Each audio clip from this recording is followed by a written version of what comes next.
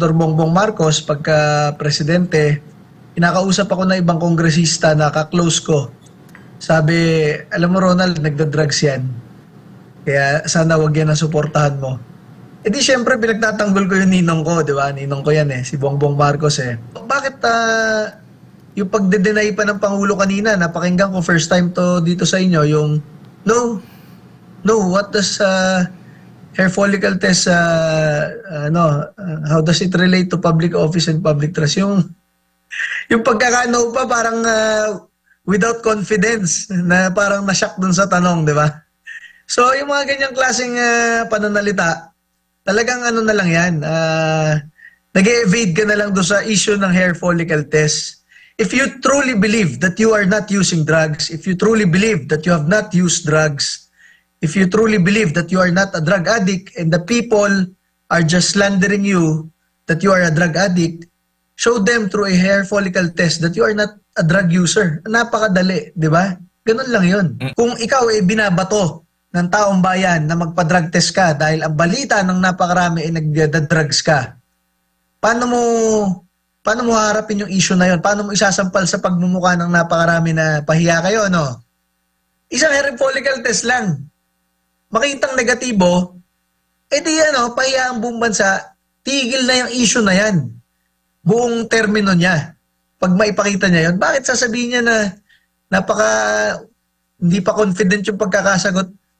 No? Ano ba yung naging reaction mo muna dito sa naging pahayag? Latest po ito na pahayag ng Pangulong Marcos Jr. kaugnay po dito sa pagpapa-hair follicle drug test. Unang-una, ninong ko yan. dapat magpa-hair follicle test siya dahil pinag-uusapan ng buong bansa na nagda-drug siya.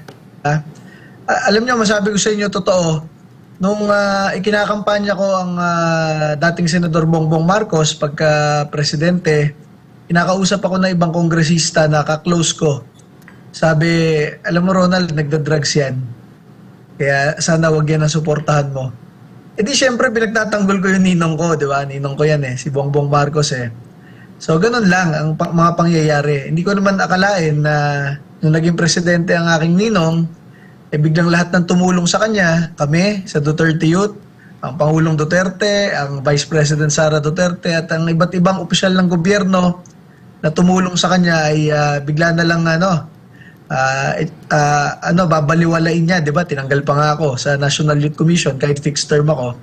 So, syempre lahat ng binlock ko sa Facebook, lahat ng inaway ko para ipagtanggol ang ninong ko dahil sinasabi nila drug addict yung ninong ko. Ako, napahiya tuloy kami dahil pinagtanggol namin todo. Pinagtanggol ng mga taong bayan ng todo, di ba? Tapos ganyan ang mga pangyayari. Sa gobyerno natin, ang dami nangyayari. Binibenta ang ginto ng Bangko Sentral, mga bilyon-bilyon ng SSS, GSIS, PDIC at PhilHealth, nililipat, panggawa ng karsada at iba't iba pa. So masasabi ko, ang epekto kasi ng pag-drugs, nandun sa utak na sa decision making, di ba? So bilang ikaw ang number one decision maker sa bansa, dapat talaga malaman ng bansa kung totoong nagda-drugs o hindi ang ating Pangulo, ang ating Commander-in-Chief. At kapag ganyan na pinag-uusapan na ng buong bansa kung nagda-drugs ba o hindi, dapat man lang, ang sagot ng Pangulo dyan, ipakita man lang niya through a hair follicle test na hindi siya nagda-drugs, di ba? Ang problema kasi, baka nagda-drugs noon, ngayon hindi na, pwede naman niyang aminin yon, di ba? Ang dami na kasing nagsasabi na nagda-drugs siya noon. So, pwede naman nagbagong buhay. Kaya lang, ang problema kasi kung Pangulo na, kung nasa Malacanang na, tas nagda-drugs pa rin, yun ang pinaka, di ba, kalokohan sa bansang ito. So, gusto lamang malaman ng mga Pilipino kung nagda-drugs pa ba ang ating head of state, ang ating Pangulo at ang ating Commander-in-Chief at maipapakita ito through a hair follicle test. Yung sinasabi ng Pangulong Bongbong Marcos na wala tong kaugnayan sa public office is a public trust, mali yun. Kaya ka nga ibinoto kasi pinagkatiwalaan lahat ng pangako mo sa bayan, di ba? Isang pangako dyan 20 pesos na bigas. Na ngayon, kalagitnaan na ng termino, wala pa rin. at mukhang hindi naman mangyayari. So chine-check ng taong bayan kung yung bang ibinigay na pagtitiwala, yung bang ibinigay na public trust, talaga bang worthy pa ibigay, di ba? Kasi nga, you're occupying the highest public office and you are losing the public trust because of so many decision makings that you are doing. So ang pinaka number one dyan na gusto rin malaman ng taong bayan, kung drug addict ba ang naiboto naming presidente ng Pilipinas. And that only can be disproved through a hair follicle test po. So dapat po mag-hair follicle test ang ating Pangulong Bongbong Marcos dahil ito po ay hinihiling na ng napakaraming milyong-milyong Pilipino po. Opo, Chairman, masyado bang mahirap o maselan yung yung proseso po ng pagpa-hair follicle drug test? Hindi naman po yata. Nagpa-hair follicle drug test naman po yata sina Kong Pulong Duterte, negative. Mabilis naman po yata yun. And bilang presidente ng Pilipinas, kayang schedule lang mabilis yan. Kasi hawak mo naman lahat ng government hospitals, kahit nakakapunta naman sa St. Luke's ang Pangulo, malapit ang bahay niya doon, sa Forbes, and everything, di ba? So, bakit yung pagde-deny pa ng Pangulo kanina, napakinggan ko first time to dito sa inyo, yung no, what does hair follicle test, how does it relate to public office and public trust? Yung pagkakano pa parang without confidence, na parang na-shock dun sa tanong, di ba? So, yung mga ganyang klaseng pananalita, talagang ano na lang yan, nag-evade ka na lang doon sa issue ng hair follicle test. If you truly believe that you are not using drugs, if you truly believe that you have not used drugs, if you truly believe that you are not a drug addict and the people are just slandering you that you are a drug addict, show them through a hair follicle test that you are not a drug user. Napakadali, di ba? Ganun lang yun. At Chairman, at dahil nga sa naging issue na ito ngayon, itong pag-connect o pagka-involve ng mga nasasangkot sa mga illegal na droga, yung mga opisyal natin sa gobyerno, yung panawagan, panahon na ba din, napapanahon na rin ba na hindi lamang sa ehekutibo kundi sa lahat ng mga opisyal ng gobyerno ay dapat i-require na rin itong pagpapa-drug test para matiyak ng mga kababayan natin na hindi apektado yung utak at illegal na droga ang mga opisyal, mga namamahala sa ating bansa? Yan, tama yung tanong ninyo. Alam nyo, sentimiento ngayon ng mga Pilipino ay nagbalikan na yung mga durugista at kriminal sa ating bansa. Nakita ninyo, merong 1-year-old pinupugutan, 6 years old pinupugutan, 2 years old hino-hostage, 80 years old ginagahasa kahit bedridden. Napakaraming kriminalidad uli ngayon na nakikita ninyo in broad daylight, tanghaling tapat, umaga, maraming tao. Ito ay kagagawa ng mga drug addict dahil hindi na nila matansya ang sitwasyon, ang kanilang decision making ay talagang bangag na, high on drugs. So kung ganyan ang takot ng ating lipunan sa mga ordinaryong drug addict lang sa daanan, what more if we put drug addicts in government positions? Isipin ninyo, kung yung general ninyo ay drug addict, kung yung mayor ninyo ay drug addict, kung yung presidente ninyo ay drug addict, what more? It will affect not just the safety of the people but the entire process of government dahil yung decision making ng isang drug addict ay bangag na, di ba? High on drugs nga. Hindi siya nakakapag-desisyon ng ayos. So definitely, kung pwede lamang magpa-drug test ang lahat ng tatakbo ngayong 2025 dahil dyan natin makikita yan eh. Ako, bilang isang maayos na mamamayang Pilipino, kahit kailan hindi ko nasubukang magdroga, kahit kailan nga hindi ko nasubukang magsigarilyo kahit isang beses eh. So gusto ko rin ng aking mga kasamahan sa gobyerno, ang aking mga kalaban sa politika at sa eleksyon, ganun rin, di ba? Lagi tayo nagpapakita ng magandang adhikain para sa taong bayan, lalo na yung mga nangangampanya, ang daming pangako na babaguhin. Kung yung sarili mo pala, hindi mo mabago. Nagda-drugs ka pa pala, di ba?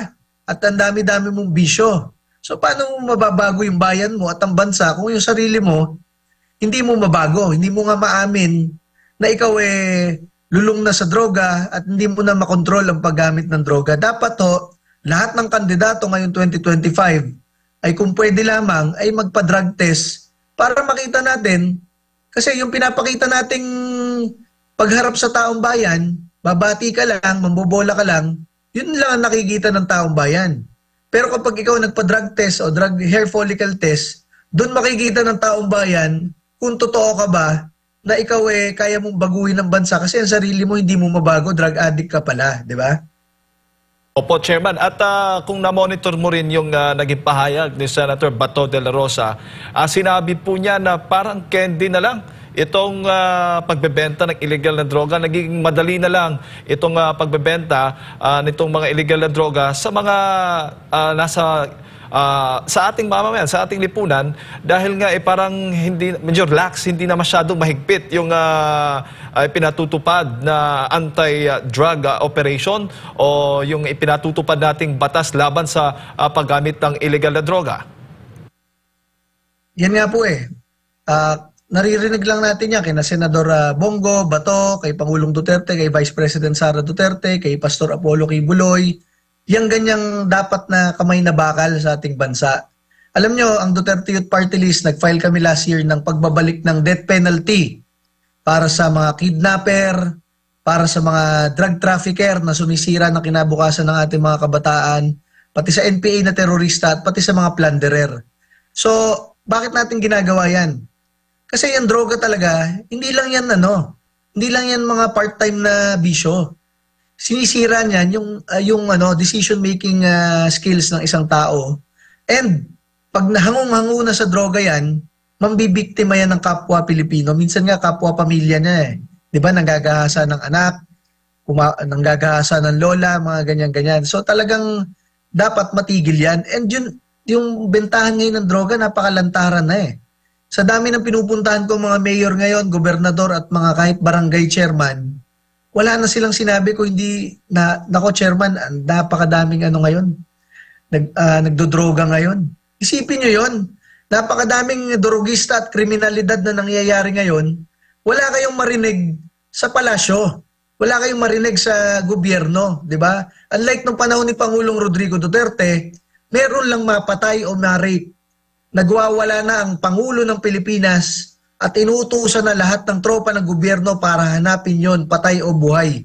Ganun na lamang ang kamay na bakal na pinapakita dati ng gobyerno. Kaya nga, nung panahon ni Pangulong Duterte, almost maubos ang NPA na terorista, almost magsukuan lahat ng adik, lampas 1 milyon nagsukuan, at lahat ng mga kriminal ay takot sa gobyerno, takot sa taong bayan. Kaya ang iyong pamilya, yung anak at asawa, maisasama mo sa gabi, di ba? Parang sa Davao City, pwede kayong maglakad ng gabi. Ngayong panahon na ito, hindi na po okay yon.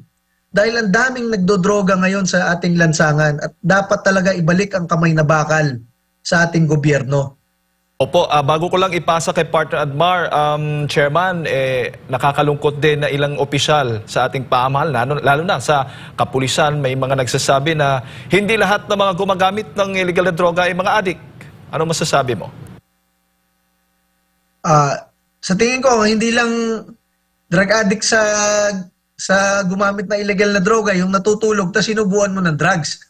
Baka yun lang yun. Kaisa-isang pagkakataon na hindi addict yung gumamit ng drugs, yung natutulog, tapos pinatakan mo ng drugs, ayun, hindi addict siguro yun. Pero na-influensya na agad siya ng masamang sangkap. Pero pag ikaw talaga, nagda-drugs, gumagamit ng drugs, drug addict ka. And kaya nga, nagiging addict ka doon, addiction, di lalo kang napapagamit pag sinimulan mo na. At doon sa addiction na yon, nagiging criminal ka dahil kung ano-ano na ang ginagawa mo, dahil yun yung decision making mo ay natutunaw na, nagiging bangag ka na nga. So mali yun. Chairman, magandang umaga.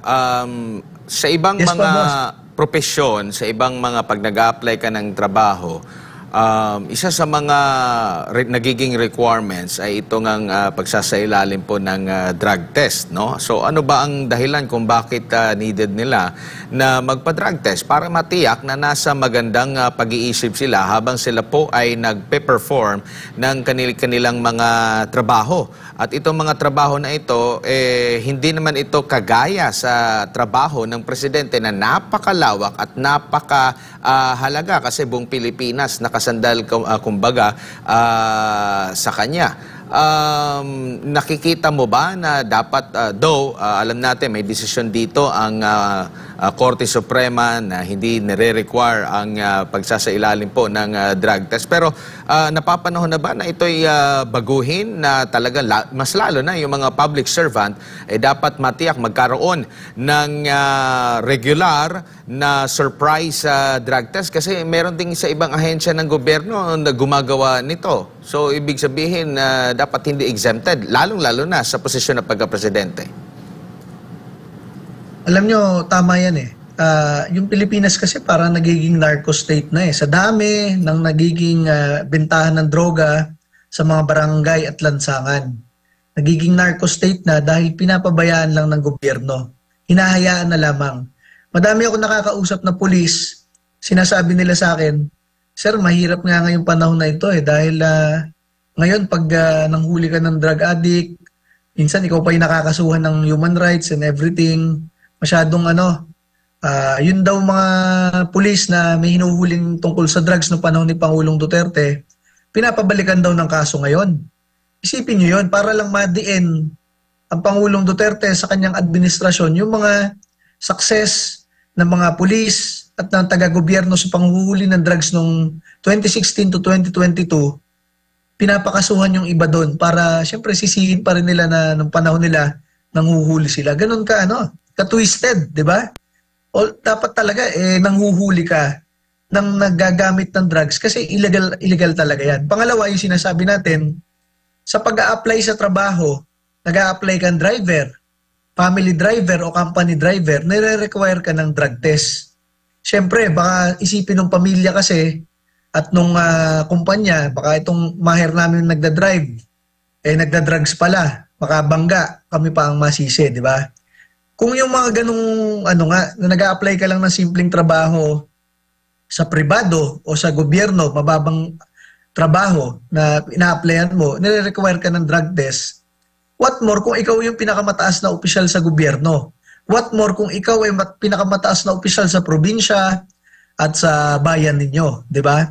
Alam niyo, may naalala ko dyan, sa AFP Reserve Force, noong 2021, nag-apply si Congresswoman Marie Cardema sa reservist kasi vice chair siya ng defense sa Kongreso. At alam nyo, kasi 2021 na yon, magta-2022 na, mag-election na uli, ang daming requirements. Na-file niya lahat ng requirements. Isa lang yung hindi na-file ni Congresswoman Cardema na requirement dahil kailangan mong pumuntang laboratory, umihi doon through urine test, drug test, gano'n. Drug test, yung requirement na drug test, hindi na submit ni Kong Cardema. Alam nyo, yung buong proseso nung pag-a-apply niya sa Reserve Force ng AFP, na-invalidate. Gawa lang ng isang test na drug test na na-late na. Mayo niya na ibigay, nagpalitan na ng administrasyon, nagpalitan ng Secretary of Defense, na-invalidate na yung mga ipinasa niya, NBA clearance, barangay clearance, court clearance, lahat. Dahil lang doon sa isang drug test na late niya na submit kasi election time eh. So, ganun ang requirement ng mga kumpanya, ng mga government offices patungkol sa drug test. Napaka-importante nun. Gagawin ka na nga lang reserve officer. Ikaw naman ang kongresista na lumalaban sa NPA. Ikaw naman ang kongresista na vice chair ng defense na may hawak sa armed forces. Pero ganun ka-stringent yung tungkol sa drug test. Pag hindi mo na-submit on time, yung buong proseso nawawala. Di ba? Yung invalidate.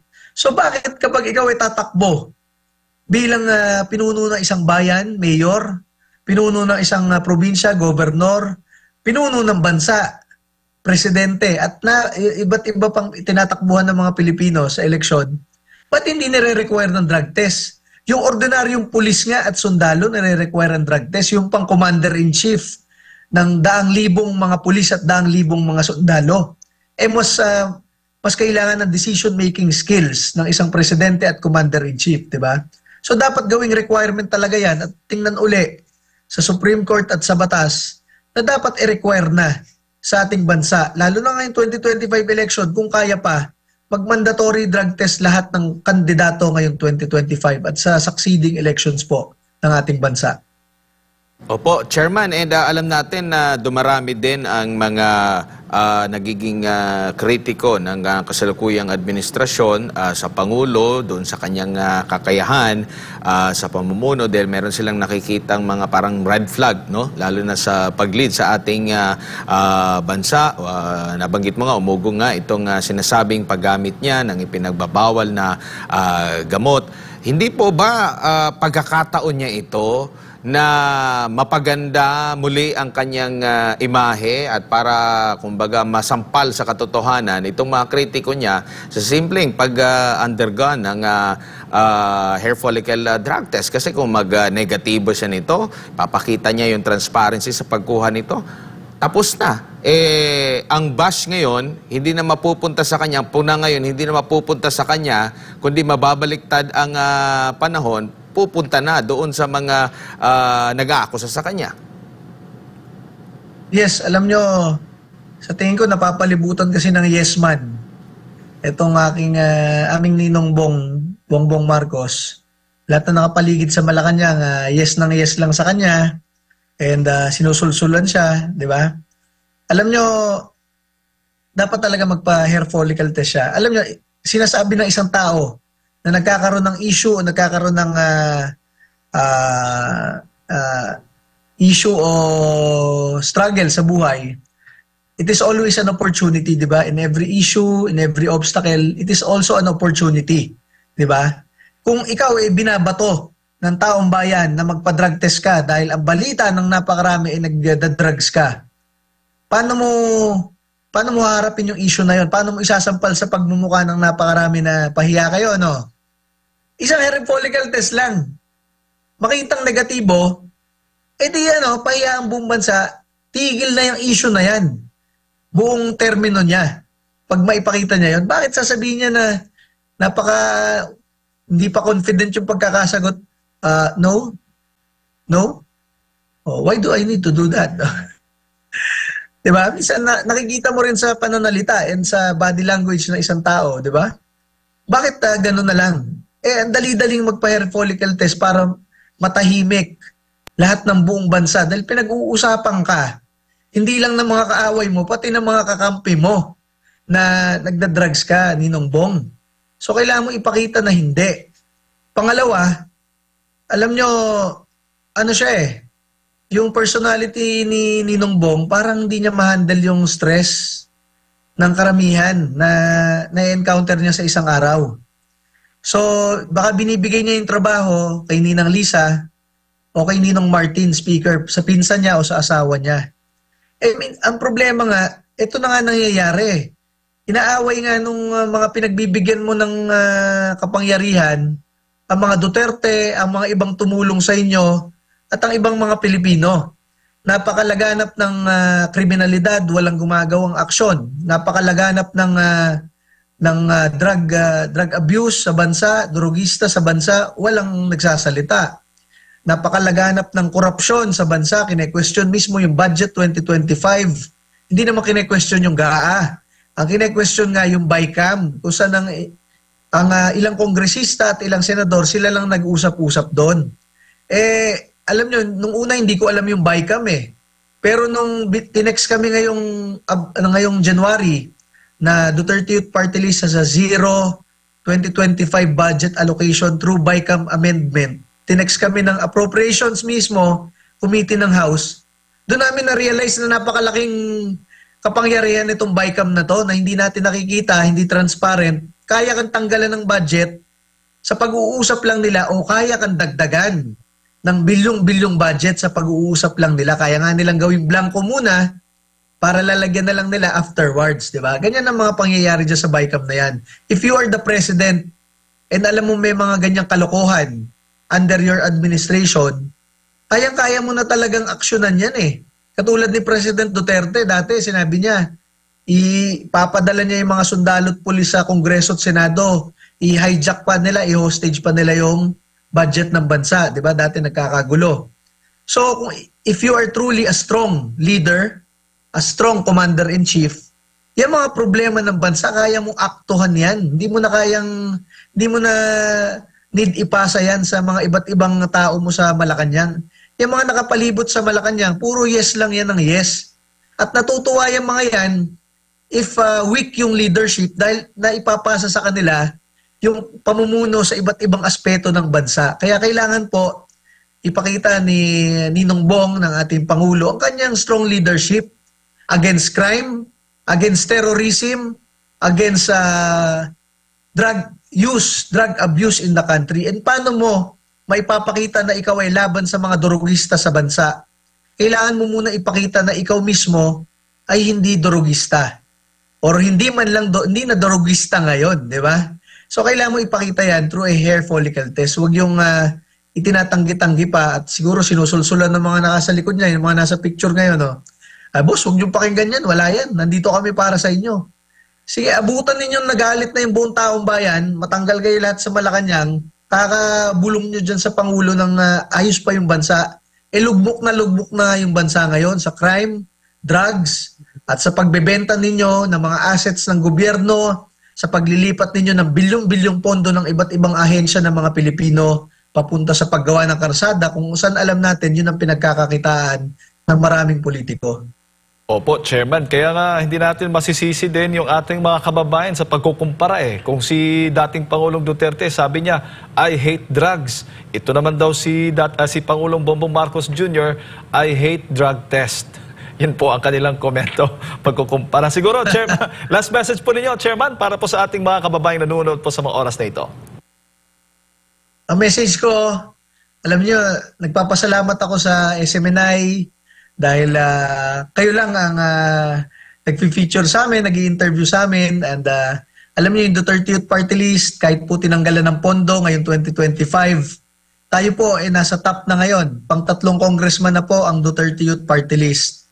So, ito po ay sa pamamagitan lamang ng SMNI, sa pamamagitan ng Facebook Live at TikTok Live. Wala naman po kasi tayong billboard, wala tayong radio ad, TV ad, and wala tayong talagang pondo. Tinanggalan pa tayo ng pondo man lang sa opisina sa Kongreso. Kaya tayo po sa Duterte Youth Party List ay nagpapasalamat sa SMNI, kay Pastor Apollo Kibuloy, at sa ating mga kasamahan po sa laban na ito. At kasama natin ang milyong-milyong Pilipino na naghahangad ng tunay na pagbabago. Naramdaman na kasi natin ng panahon ni Pangulong Duterte kung paano maubos ang NPA, ang mga drogista at kriminal sa lansangan.